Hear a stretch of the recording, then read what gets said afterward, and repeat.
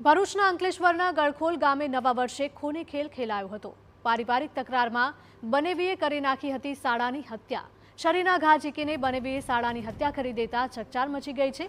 પોલીસે આ મામલે ગુનો નોંધી ફરાર આરોપીની શોધખોળ હાથ ધરી છે। સંવાદદાતા અંકિત જોડાયા છે વધુ માહિતી સાથે। અંકિત, હત્યાનું કારણ શું સામે આવી રહ્યું છે? જી હિરલ, આ આખો મામલો ત્યારે સામે આવશે જ્યારે આરોપી પોલીસની પકડમાં આવશે।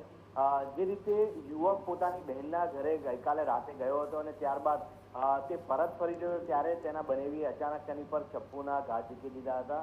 આ વ્યક્તિને ઉપરા છાપરી ચપ્પુના ઘા ઝીકવાના કારણે તેનું ઘટના સ્થળે કરુણ મોત નીપજ્યું હતું। જોકે કોઈ પારિવારિક તકરાર ભાઈ બહેન વચ્ચે હોવાનો મામલો સામે નથી આવ્યો, પરંતુ બનેવી અને શાળા વચ્ચે કોઈ મામલે તકરાર થઈ હોય અને ત્યારબાદ આ ઘટનાને અંજામ અપાયો તેવું હાલમાં અનુમાન લગાવાઈ રહ્યું છે।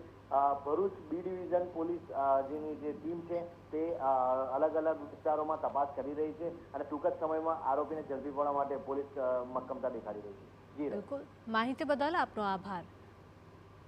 તો નવા વર્ષે જ ખૂની ખેલની ઘટના સામે આવી રહી છે। પોલીસે આ મામલે ગુનો નોંધ્યો છે અને વધુ તપાસ હાથ ધરી છે।